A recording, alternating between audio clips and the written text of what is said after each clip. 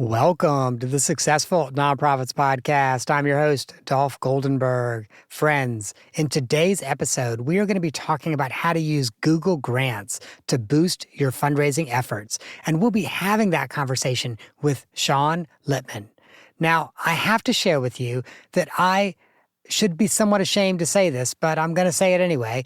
I have heard about Google Grants for years, but also know very little about the program.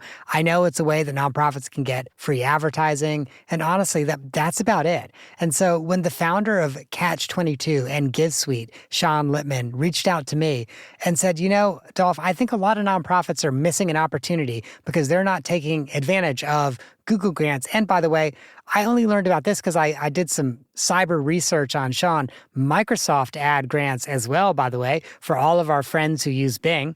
And that's, by the way, almost anyone that uses the Edge browser these days. But so both Google grants and Microsoft grants. Now, Catch 22 is an agency that helps get your organization out of that Catch 22 of how do we actually grow? How do we actually build ourselves up? And they do this with out-of-the-box thinking. They focus on helping nonprofits grow and scale, cultivate donors, and enhance their digital presence with a strong focus on Google and Microsoft ad grants. Now, Sean also recently founded GiveSuite as a new type of CRM and marketing platform designed for small and medium-sized organizations. And toward the end of the podcast, I feel confident we're going to talk about that a little bit as well. And finally, Sean hosts the Profiting with Nonprofits podcast. Hey, Sean, welcome to the podcast. Oh man, Dolph, thank you so much. And it's a real pleasure to sit down with you. It's fun to be on the other side of the microphone for a change, because I've been doing podcasting before it was cool. And so when I get on other people's shows, it's kind of relaxing. Trust me, I know the feeling. Now, Sean, I thought a good place to start, and this is not saying anything about my friends who listen to the podcast. This is about me. I know almost nothing about Google Ads, with the exception that I see them on LinkedIn a lot, going, oh, you should take advantage of Google Ads. What is Google Ads? So Google has a program. It's actually funny that we're talking about this because I just went on a whole rant about this on LinkedIn. Google has the ad grant program. It's been around for a really long time. And a lot of organizations know about it, but they don't know how to use it. And a lot of agencies know about it, but they kind of throw it under the rug. They kind of like push it off to the side as like not such of an importance. And that was actually how we got into this whole nonprofit space. Is about 5 years ago, we pivoted from doing for-profit, typical marketing agency junk, and saw a hole in the nonprofit space where people knew about grants, but didn't know how to manage it and maximize it. So we came along and realized that there's a huge market for this if you do it right. So what Google grants, you get $10,000 a month in search ad credits. And I'm going to stress that again. It's only search ads for now. I can't talk about what the Google's planning because that's top secret. But for now, it's search ads, meaning you can't use it for YouTube ads. You can't use it for display ads. You can't use it for anything else, just search ads. So people think, oh man, I'm getting $10,000 from Google. I'm going to go crazy. No, it's only for search ads. And you have to be very, very careful how you create campaigns, because unlike paid campaigns with Google, where they don't care if you're throwing money at them because they're charging your credit card, this is a grant. So just like any grant, there are rules. You have to adhere to the rules of the grant or else you can get flagged. In this case, one of the myths that people are talking about, a lot of the outdated information, is if you don't use it, you lose it, and Google will kick you out of the program, which is absolutely not true. But the search grant is there to help your organization to be able to drive traffic, grow your audiences, and grow your email list, and just as a supplement. I always like to preface it, it's a supplement to your existing marketing. It is not the end-all be-all to your marketing, because remember, we're dealing with search ads. How do you win at search ads? Be the answer to the problem people are looking for on the internet. And you can't use it to drive donations because nobody's looking for your organization on the internet specifically to give you money. And this is another common misconception, that people think they can use it and leverage it for donations. There are many workarounds, but you have to be creative. You have to think outside of the box. And when it comes to that, a lot of people, this is how we ended up getting our name in the industry, is because a lot of people aren't thinking outside the box. And a lot of people aren't thinking about how do I create creative campaigns that are going to turn people into donors. And so, Sean, you talk about those workarounds, and I assume it has something to do with those campaigns. And I know that my friends who listen to this podcast are thinking, okay, let's talk about those workarounds. Oh, yeah, totally. So the way that you win at Google Grants is my method. It's called FOF, funnel, offer, follow-up, and frequency. If you have a good funnel, you have a good offer, a good follow-up, and you know your audience. And by creating campaigns based around key search terms that people are looking for, then you're able to get them to do what you want them to do. So, for example, what we do with people is we do in-depth keyword research with different keyword tools, keyword planners. I don't like to use Google Keyword Planner. It's okay, but there's other tools you can use. And we see what the organization is doing, see what type of broad campaigns there are out there. For example, one of our highest performing campaigns was for an organization called the Bipolar Wellness Foundation. And we built funnels around the keywords of natural cure for bipolar. How do I cure my bipolar? How do I cure my bipolar naturally? And the fellow who started the organization, Dr. Rose, he actually wrote this massive book on Amazon, and it's on Amazon. And we chunked it down into an ebook because he cured his bipolar naturally. And he went on to become a psychologist and a therapist and be able to give people the methodology that he did. So we created this funnel. And people were coming, and it was leading to a landing page that wasn't your typical landing page with all the bells and whistles and like distractions, because the rule of marketing is less distraction, more action. So this was a landing page that was simply informative, gave people the answer to the question they were looking for, they were searching for, with a little bit more information, and said, would you like to download our free ebook and learn how to cure your bipolar naturally? So people were downloading it. We're getting 10 to 12 new downloads a day. So I'm just going to stop you. I want to make sure I break it down so I know I understand it. The funnel are those keywords funnels, and then that book that he's now created as an ebook that's downloadable. That's the offer. Yeah, that's the offer. And then after that, people get put onto an email sequence. Our method is once you sign up, you get onto an email sequence, a 10-part email sequence. And people always ask me, why 10? Because the first half of the email sequence, you're talking to them, you're educating them, you're showing people what you're all about as an organization. Because remember, these people have never heard of you before. So to ask them for money right away is stupid. And a lot of people screw this up because everyone's focused on, I want money now, give me money now. But they don't think about the long-term game. So the first half of these email sequences are usually sharing stories, social proof, testimonials, what we're doing, how we're impacting the world, whatever the heck you want to do. And then slowly towards the end, the call to action changes from visit our website, follow us on social media, to partner with us. And I specifically like to use the language of partner with us because it's not hard, it's not strong, it's very passive, and it gets people to feel like they're part of something greater. And by doing that with these emails, we find that we have a higher conversion rate. And then you keep putting out content to these people, continuous follow-up, because the more you follow up with these people, the more you cultivate these people, the more you have the conversation with them. When you're running a campaign and you need them, you tell them to jump, they'll say how high. And then knowing your audience, knowing who you're trying to market to is also key. Because if you don't know who you're trying to market to, and you're creating campaigns just to utilize your grant, then you're just going to lose. So I want to stop and I want to talk about those first 5 follow-up emails, those first 5 in the sequence where you're educating and you're informing. So talk to me about your strategy on each of those individual informational emails. So it really depends on the organization and depends on how much content they have. But I always say, if you're a nonprofit, you're like a walking storybook. If you don't have content, you don't have stories, then I don't know what the hell you're doing, but you're probably doing it wrong. And yeah, so it's typically the first email is, thank you so much for downloading our ebook. We're really excited that you decided that you want to learn more about what we're doing. If you'd like to follow us more in depth, you can check out our website or follow us on social media. And that's the first email. The second email generally is, a story. Here's how Dr. Rose helped Sandra overcome her bipolar. And there's like a whole story. And then you want to learn more, follow us on social media, check out our website. The third email is more so coming from the organization. Hi, just wanted to talk to you again, let you know what's going on. This is what we've been up to. And as you slowly get down to the fourth, fifth, sixth, and the more, it starts to continue the conversation, more stories, more social proof, lots more stories. And because the more stories you share with people, the more it opens them up to see what you're really all about. Because by giving them stories, by giving them social proof, they see that, wow, these guys are really amazing. And that's how you're able to open up their heartstrings and get them to open up their wallet. All right. Now let's talk about the next 5. So you spent all this time telling stories, giving information, building the relationship. You now get to email number 6 in the series. Mm-hmm. And with email number 6, usually it is another testimonial, but it also leads in with, this is what we're doing. This is what we need your help with.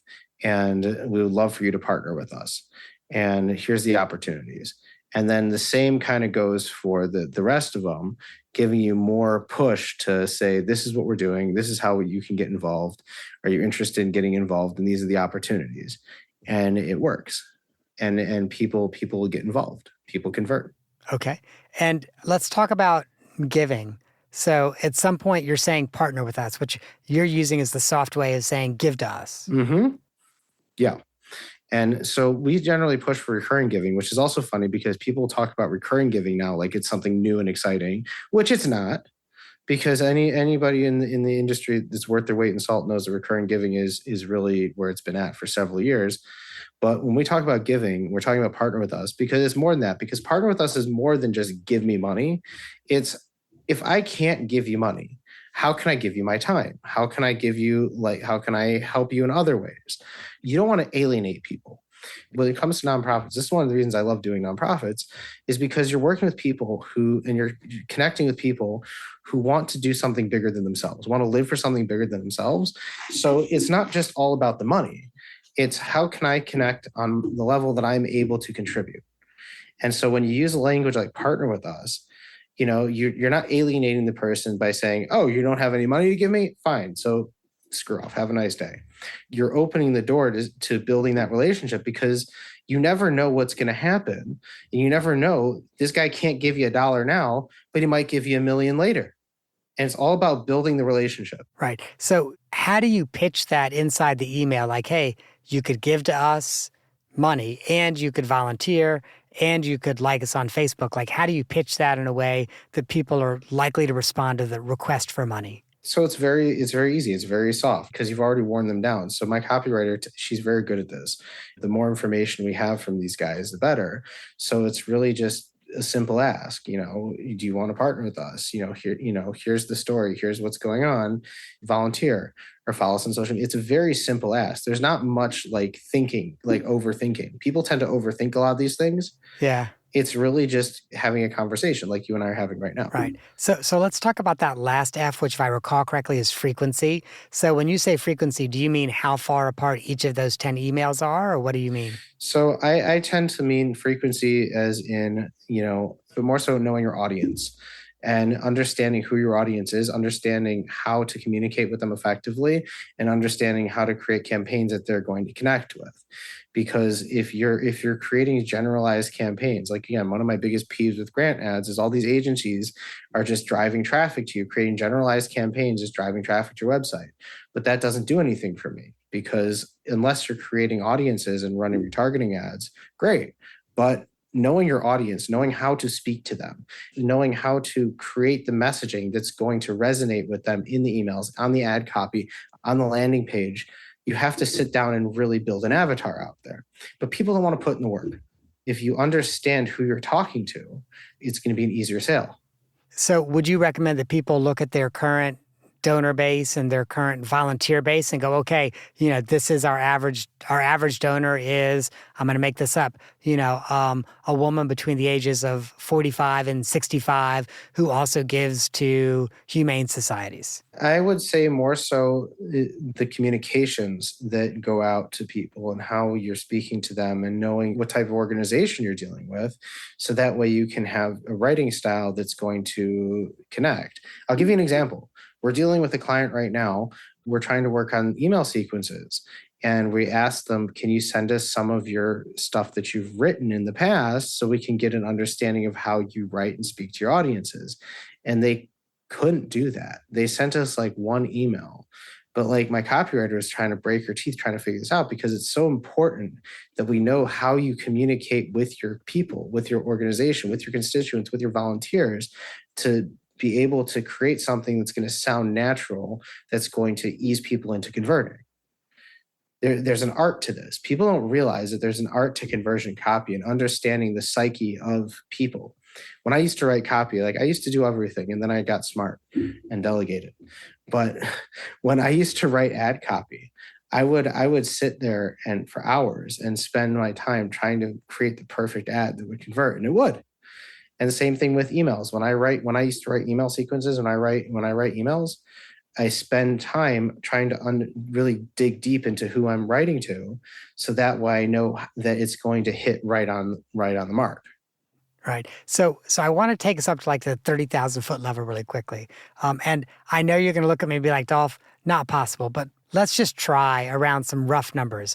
So if I'm with a nonprofit and we got a $10,000 a month, Google ad grant, and of course we spend a few months fine tuning it because we're not going to get great results at first, maybe, but roughly, like if we spend $10,000 in Google ad grant money, how many new emails should we expect to get in our email list? This is my favorite question that every prospect asks me, and I give them relatively the same answer. It's all relative. It's all relative until I look under the hood and understand what you're doing, how you're doing it, what type of campaigns you have that are viable for search frequency, what type of campaigns that we can run, what type of assets you have, what type of offer we can create. Because just asking me point blank, how many emails are we going to get? It's like any marketer worth their weight in salt who guarantees you anything's an idiot. Yeah. And again, so Sean, you and I are having a conversation. I'm not asking for a guarantee, right? Because not really a nonprofit. So like, can you give me a range? Like, on average, what should I expect? So again, it really depends on, for example, I'll go back to the bipolar organization example. Because he had a super high frequency key search base, he was averaging about 10 to 12 new signups a day. Okay. So that was huge. So he was converting a third of what he was signing, what he was getting opted in. And he's an older guy. Yeah. Now, another example I'll give you is we have a very niche organization that we work with, an all-women's Jewish volunteer EMS organization based in Brooklyn. They service the 5 boroughs, and that's about it. With these type of organizations, especially like religious-based ones, you have to really get creative. So for the Jewish ones we deal with, we create campaigns based around seasonal times like Rosh Hashanah, Passover, Hanukkah, things like that, and create different guides on how to do this. And so those tend to get, on average, about 100 new signups. Our Passover campaigns tend to get about 100 to 150 new signups within a month, because people, again, when you're creating a campaign, solving the problem, our Passover campaigns, our Jewish holiday campaigns are very simple. When is Passover 2024?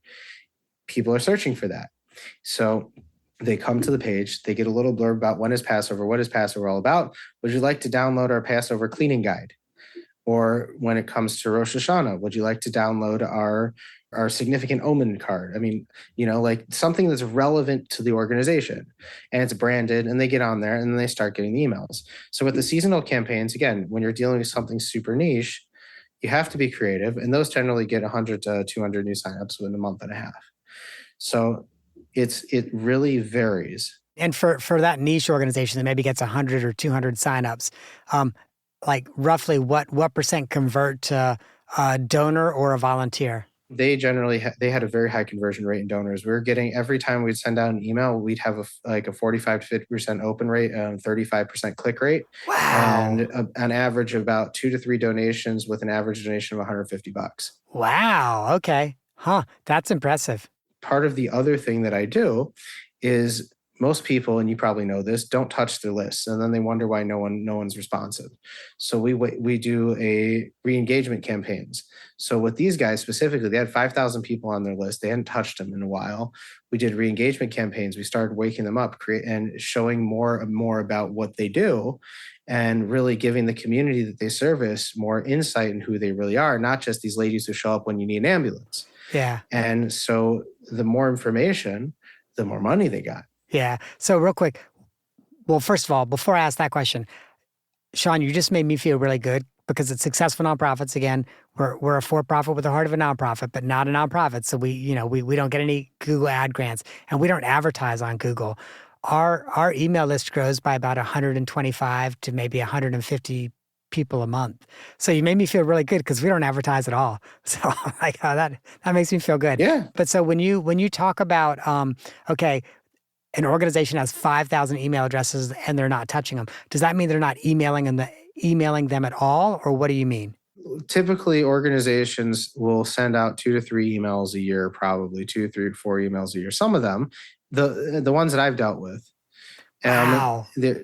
and you're shaking your head no or yes, because a lot of organizations tend to disregard their email list, and send out either a newsletter or something. But so with these guys, they sent out like a newsletter. They sent out, an appeal at the end of the, end of the year, type of thing, but nothing significant and without much into it.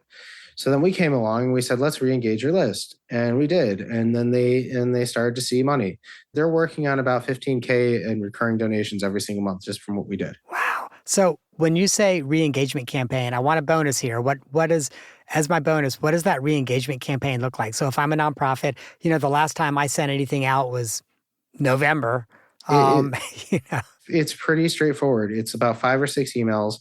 First one is saying, hey, and I do this to myself. I actually did this in my own list the other day. I sent an email to my entire list saying, I really suck at this. And ironically enough, that I do this for a living. And that's kind of how we start off the emails is like, hey, we suck, our bad. We haven't talked to you in a while, but we're here now. We're alive. And usually the first email I send out is basically saying, hey, what's going on? It's so-and-so from X organization. We feel really bad that we haven't been in touch in a while. Just wanted to let you know we're alive. Stay tuned for more emails. And people love it because you know why? It's like if somebody called you out of the blue and said, hey, Dolph, I haven't, it's been a while since we talked. I just wanted to say, hey, I've been busy, but I wanted to let you know I'm alive. I'm doing all right. How does that make you feel? Oh, it makes me feel great. Yeah. Exactly. So the next email comes along and says, hey, I'm so happy that I reconnected with you and we re-engaged with you. This is what we've been up to since we have been out of the world. Just show them what you've been up to. This is some of our recent activities. Don't forget to follow us on social media and check your inbox for more emails. So, okay, now I've got to ask you another ignorant question. That second engagement email, does it go to everyone in the dormant list or only those folks that opened the first one? So I send it to everybody in the dormant list. Yeah. Because again, the more you start re-engaging with the emails, you're going to get better open rates and send rates. Yeah. So I will also share with you, Sean, one of the things I started doing a few years ago, although I just realized I've not done it in about a year, so it's probably overdue, is we'll look at the list of folks who've not opened an email in 6 months. We'll send them an email with a catchy subject, something like, would you rather just unsubscribe? Or something like that. And then it's literally us just saying, we notice that you're not opening this. And we don't want to bring guilt to you every week of just, unread emails in your inbox. So would you like to unsubscribe? If so, here's a button. Just unsubscribe. I won't cry that much. And it is interesting because we've actually re-engaged people by doing that, where people will reply back and go, oh no, I've just been really busy. Please keep me on your list. Yeah. And that's it. You got it. Because all people want to do is they want to feel like you care about them. And this is the whole trick to fundraising too. People just want to feel like you care about them. If you show them you care, then you're going to win. Yeah. Now, Sean, I know we are rapidly running out of time. I got in a little bit late and I know you've got a hard stop. But I also want to make sure that we have a minute to talk about GiveSuite, which is your new software as a service that's built really for small and medium-sized nonprofits. Oh, yeah. So I'll tell you why about GiveSuite. GiveSuite, I love it. And the reason we started it is because as an agency, we work with lots of different organizations. And as you see, I tell you, we do emails. So my first question is, what are you using for your email marketing? What are your automations? And a lot of them don't have anything, or a lot of them are using like very expensive CRMs and software systems that they can't afford, nor do they know how to use. And I got sick and tired of people getting burnt by all these other softwares, and especially in the small to medium space where where the tech stack for these guys tends to leave them in the dust. So we're like, how do we build a solution that's going to help these guys? It's not going to be free, because I hate all the free stuff too, because just because it's free doesn't mean it's good. Mm-hmm. And just because like your platform is free doesn't mean it's good. And a lot of these platforms, they either do fundraising, donor management, or just fundraising, and they don't do everything. The one thing they lacked was marketing tools, because every organization needs to market themselves, right? And if you don't have the proper tools to market yourself, how are you going to grow? So with GiveSuite, we've incorporated the 3 pillars of what every organization needs to have: donor management, fundraising, marketing tools. Now, within that, it's not just bits and pieces like some of these other platforms. It's full-blown marketing tools. You have email marketing with no list caps and unlimited automations available to you, so you can do these type of things. You have a full social media schedule that you can build into there, that you can schedule all your posts out, connect all your social platforms to.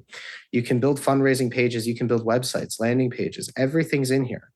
We also have, the donor management system where everything is synced together. So actually one of our users just told me they did a crowdfunding campaign and like, we need to upload our data. And I said, well, you should have done it through our system. She's like, yeah, I know. I love it too.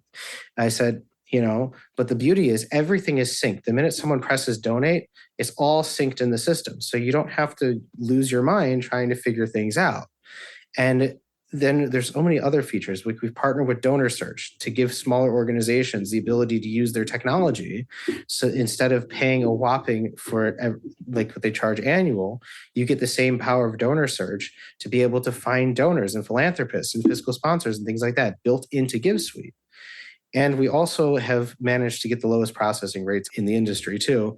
So smaller organizations aren't losing on processing fees like they were using other platforms. Very cool. And GiveSuite is live now, right? GiveSuite is live. You can book a demo with me. I'm happy to show you it. I love it to bits, because again, the small to medium sector always gets screwed. And the price point here is also fantastic. We're only charging $297 a month for this. That is low for a good CRM. So friends, if you are interested, you can go to givesuite.com. I will link to that in the show notes as well. And again, if you're interested, Sean would love to give you a demo of this new type of a CRM that really includes marketing tools along with donor management and fundraising tools. Sean, I want to make sure that we've got time to do 2 truths and a lie, which is my favorite part of the whole episode.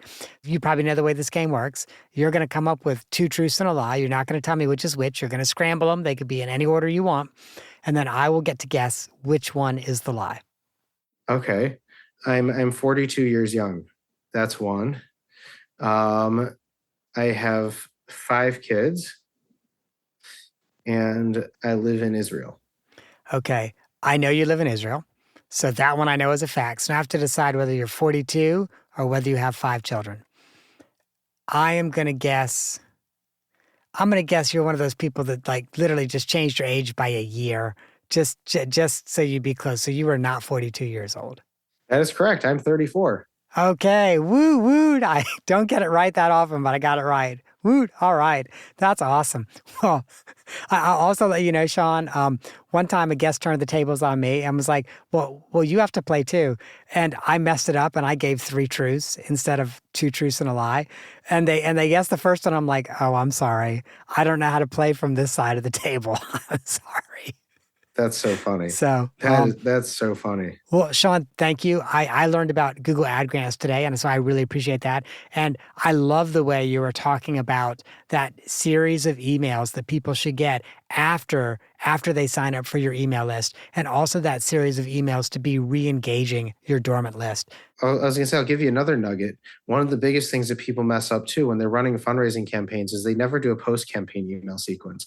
After that campaign bell rings and everyone's excited, whether you're not, you have to start an email sequence, a post campaign email sequence. I've seen significant amount of money raised from post campaign email sequences that people turn into recurring givers because you still got them hot. They're still excited. And you re engage and you push them. And it really works. I love that. You've got my wheels spinning around that. That is also a really good idea. Well, Sean, thank you so much for coming on. And again, friends, if you want to reach out to Sean, go to givesweet.com and I will be including that in the show notes. Sean, thank you for joining. My pleasure. All right, friends, thank you so much for joining us today. And if you liked this episode, there are 2 more that I want you to consider downloading and listening to. The first is episode 156, The Perfect Money Pitch, Fundraising for Sustainability with Dr. Chantel Chambly. And the second is episode 337, Planned Giving, Your Nonprofit's Guide to Big Impact with Tony Martignetti. That, my friends, is our show for the week. I hope that you have gained some insight to help you and your nonprofit thrive. And I wouldn't do it, except the lawyers make me say it. I'm not an accountant nor an attorney, and neither I nor the consulting practice provide tax, legal, or accounting advice. This podcast is for informational purposes only and should not be relied on for tax, legal, or accounting advice. Please, if that is what you need, do not rely on a podcast for it. Find a licensed, qualified professional and get the help that you need.